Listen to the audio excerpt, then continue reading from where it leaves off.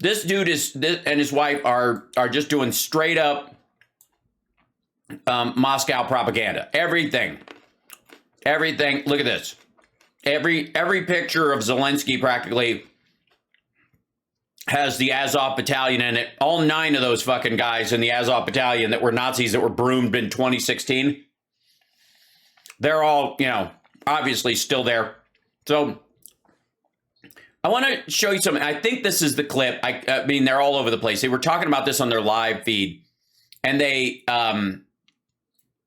trying to hide the Nazi truth in Ukraine with the picture of the Jewish president pointing at the Azov. Right. They're so smart. And it's got all the, the right-wing zingers in it. It's, Fauci's a Nazi, everything like China's putting people in COVID cages is just warning that it's going to come here next, right?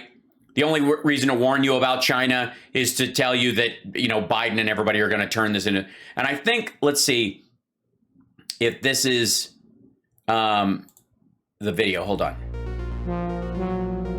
And they're like, get over yourself. Same thing as Redacted tonight, almost identical. Redacted Conversations. Redacted Conversations. I'm Clayton Morris. On this, Hi, Clayton. This show, we invite journalists, researchers, thought leaders on who agree with us already to discuss topics that are ignored or suppressed by the they're not ignored or suppressed. They've either been debunked or they don't rise to the level of importance of what everything else is. Western media. Today, we're joined by Ava Bartlett. She is a Canadian independent journalist who spent years on the ground covering conflict zones in the Middle East, especially in Syria, Palestine, where she lived for nearly 4 years. Ava is a recipient of the 2017 International Journalism Award for International Reporting. She's been covering the war in Ukraine. From who? Ukraine, and today she joins us. By the way, I want you guys to know, this is a bad time to announce it, but I've just been awarded the International Award for Political and Comedic Punditry by the Political and Comedic Punditry Board of America, USA, and forever. And my certificate's in the mail, but it'll be as soon as it gets here. Is it coming out of the mail or my printer? We'll see. From Ukraine. Ava, welcome to the show. Thank you very much. She's not having it right now. She's already upset with us. I feel bad. Why did you decide to go to Ukraine? Well, to be clear, I'm actually in the Donetsk People's Republic, one of 2 autonomous republics. So we're already recognizing, we already know she recognizes the Russian separatist regions as their own federations. This is not... the only people that recognize these as autonomous federal regions or whatever are the Russians. Formerly in eastern Ukraine. Formerly Ukraine, now permanent Russia. And I came back here to Donetsk because I had come here in 2019 and I had gone to areas north of Donetsk, north of a city called Gorlivka, which were on a daily basis and still continue to be on a daily and nightly basis being shelled by Ukrainian forces. Yeah, they just shell them. They're not fighting. There's nobody fighting the other direction. There's no Russians there. There's no Russian troops. There's no Russian tanks. This wasn't part of the movement. Matter of fact, I don't even know why they said the Russians were staging their weapons outside. They just shell the place just for the fuck of it. That's what the Ukrainians do. In violation, by the way, of the Minsk Accords of, I think it was 2015. The Minsk Accords of 2015, the ones, the gun to the head accords. Ukraine has been using prohibited heavy weapons and shelling residential areas, literally terrorizing the civilians living there, driving them out of those villages. You mean the people, the Russian soldiers that have been moved in since 2014? And not only that, but they've been, the Ukrainian forces have been bombing the cities themselves, including Donetsk, where I am now. We had to drive this woman in 18 miles from the Russian border to stand in front of rubble and go, I used to live here. So I came back here because this is a very much underreported issue. Yes. Wonder why.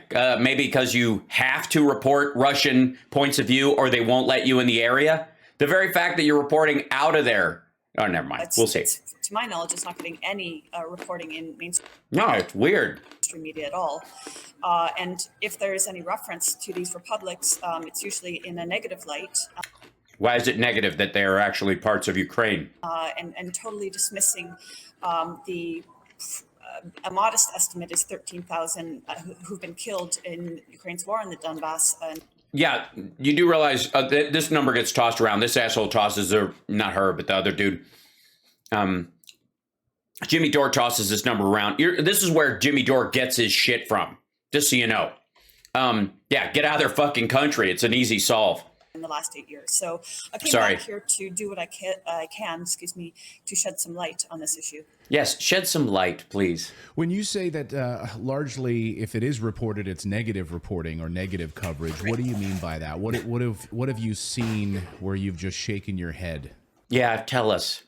What is it? So, for example, if the republics are referred to, they're usually called pro-Russian separatist republics. No, they're called pro-Russian separatist areas. And well, they're not called republics because they're not recognized as republics. That is true. People here they're called an awful name, which happens to be the fact. Except, I mean, because the republic word. Technically Russian, so hence they are pro-Russian. It does have a negative connotation in Western media and to a Western audience, where everything to do with Russia has been demonized for years and years. Well, no, it has not. As a matter of fact, for a long time, we were busy making Russians okay in spite of their actions. Now, granted, news stories around Chechnya, Georgia, the bomb when the Chechnyan rebels, captured people in the theater, and the Russians just bombed the whole fucking place, they just gassed it. They killed everybody there. It did get some negative press. So instead of referring to these people as formerly Ukrainians, formerly Ukrainians.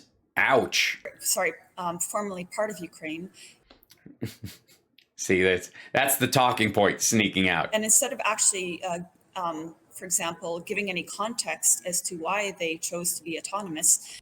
They didn't choose to be autonomous. They got bullied and pushed and bullied and pushed and bullied and pushed. Now, one of the things that this asshole was talking about, and I'm showing you a piece of this just so you guys know. None of that context is given. No, it's just they chose to do this, and they chose to drive out all the Ukrainians in the area and move people over and stuff. It's it's like, imagine if she was in Israel and said, these are these areas where Israel is taking back from the Palestinians is formerly Palestinian territory is a rude thing to say. It's really just pro-Israeli territory. Or if these were, to use a historical reference, these are Native American reservations. And we were just upset we gave them this land in the, as reservations because it turns out it's got uranium or really good farmland. So we kind of need to fuck these people off. So we're moving some of our folks in. And then eventually everybody speaks English. I mean, a lot of people that live there. They're simply dismissed as pro-Russian separatists. Well, you can be pro-Russian as long as you're not the separatist. It's the separatist part that really gets people. So, and it's the same, by the way, with how Western media treated Syria. Whoa. They either, again, don't report on issues or they treated Syria. How did we treat Syria? They distort the way they report so that the Western audience is not given the information that's needed for them to fully understand what's really happening. Yeah. Most people don't know that Putin had no choice but to bomb Aleppo and gas the people there. It was just necessary. On the ground here.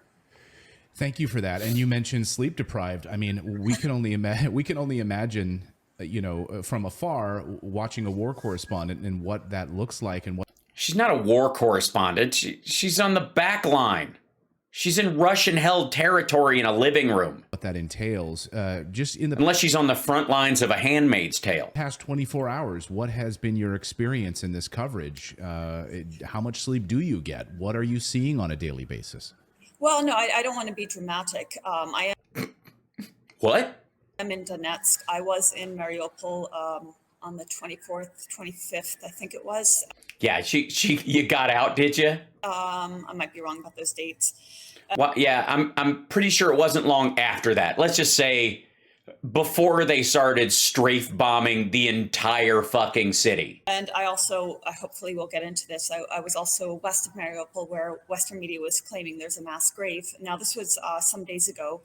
The night before last, around, I think it was 11 p.m., I was out there with a shovel. went with two other journalists to a district west, it's in Donetsk, but on the west side of Donetsk, that was being shelled.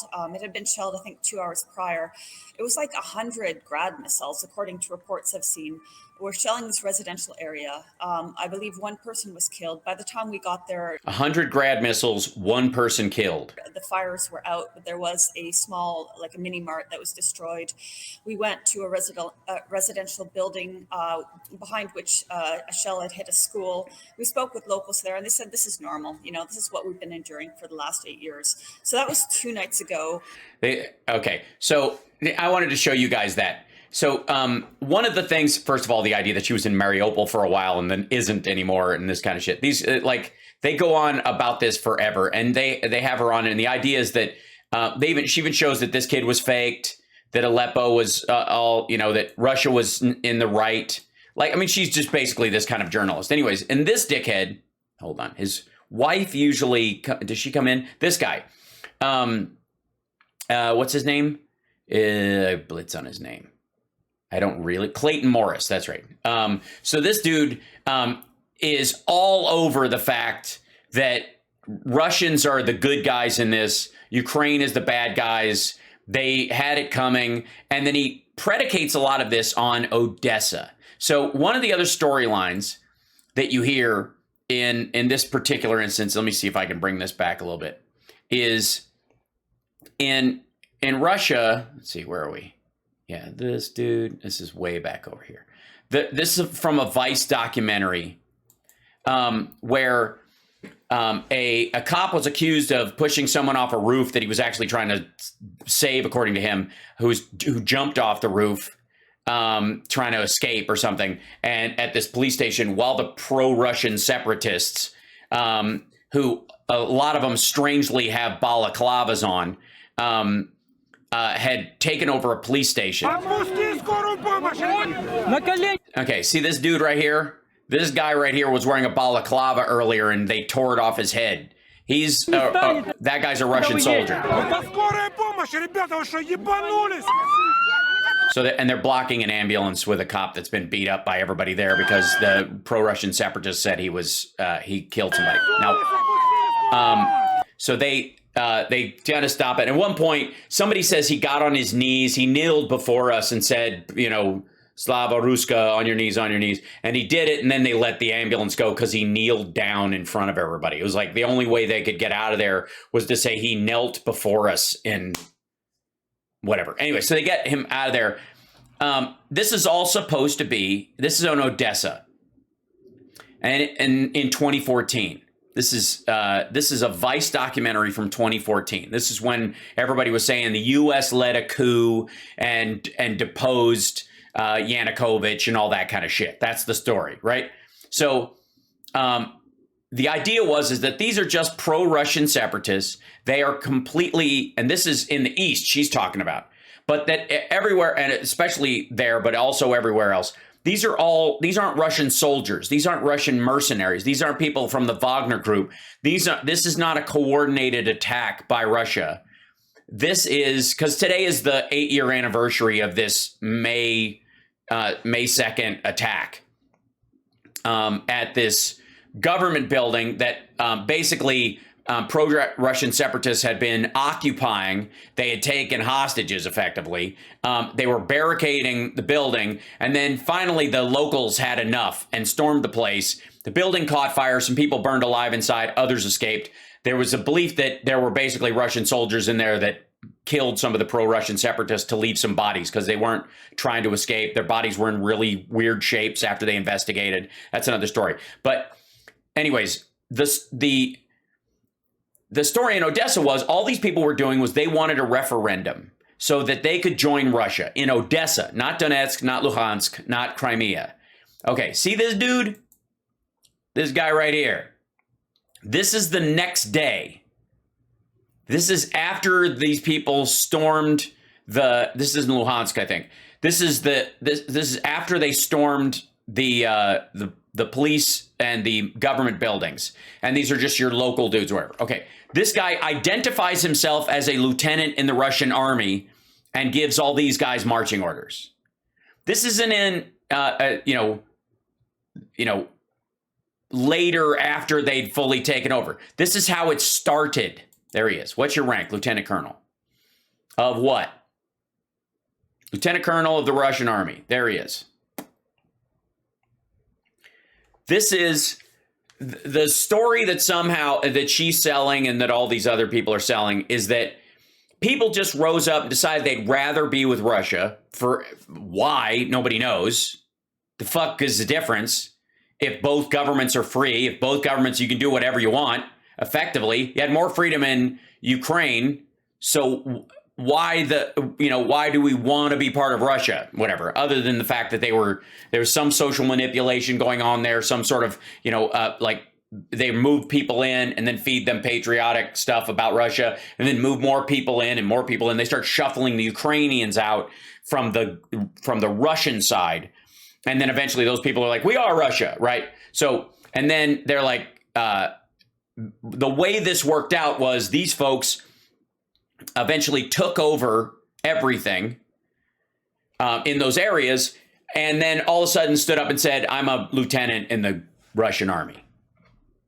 Like, these were supposed to be locals, and all of a sudden, you're pulling off their balaclavas and la-di-da. This is in 2014.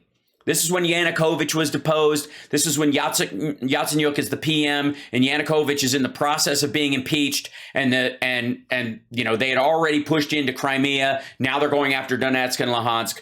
That's what happened back then. This isn't. If you'll notice, none of this shit is a bunch of like, we've got to get these Nazis out of here. This is by the way, this is them storming the police station. You fuckers killed the guy, and then your people, move your people, they're aggressive. This guy says, I didn't push the guy, and then they drag him out, and then that's the guy they beat. As soon as he goes, let him surrender, he's getting out, or he says he didn't do anything, and then as soon as he says yes, and he gets past them, they blocked that word, sorry. The pro-Russian separatists start beating him, calling him Hunta scum, and then they take him out, that's him. They put him in an ambulance to get him out of there because these guys were beating him alive and the other people were trying to keep him out, and then that's when they blocked the ambulance. That's just one story. That's from the Vice documentary on this. So these folks, this dude, wants you to think, just like Jimmy Dore, just like Russell Brand, that Russian denazification is a brand new thing, that they just realized that, they've had enough with these darn Nazis in the country, and that's what this is really about. And we got to get them out. We got to, it matters more than anything. And also the Jewish-led head of the country the Jewish head of the country needs to be deposed because in the words of Sergei Lavrov, it is said that Hitler had Jewish blood. That's what Lavrov said this week.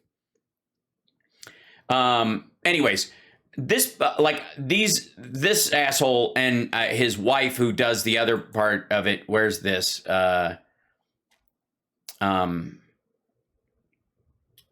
They're basically doing the same videos that it's like a mix. It's like Jimmy Dore meets Glenn Beck. And they'll do the same kind of like pro-Fox, Elon Musk, liberals are crying shit. There's literally another video, I want to say by Jimmy Dore, that has this almost identical title. President Obama calls for more online censorship. As a matter of fact,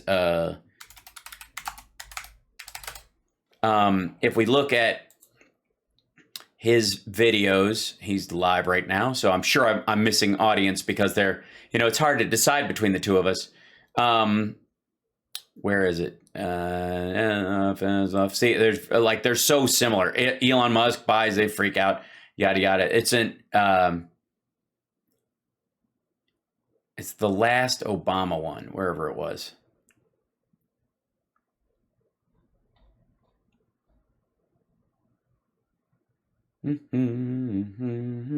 You guys spot. Oh, here it is. Censorship is freedom. Obama says censoring social media will keep us safe. This is, I mean, they're basically making the same fucking videos. So good. I mean, glad they're competing with each other. But this is the same crap. And they're borderline. They have the same audience. Their analytics are almost identical. Yeah, they're funnier than Jimmy on accident sometimes.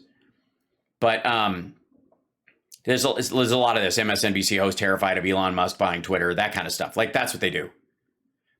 Marjorie Taylor Greene banned from re-election, like all that kind of shit. And then there's going to be a question mark, but it's off the screen. Is that what this is? Jon Stewart's woke Apple TV show is a flop. Yeah. I mean, it's basically the same shit. So, yeah. I just want to, we will be doing more videos from, on these idiots. Most of their stuff is really long, but they've started putting up 10-minute videos recently. So we'll jump into occasionally some of those, in future. But I was watching their live stream earlier because it's basically this same talking point.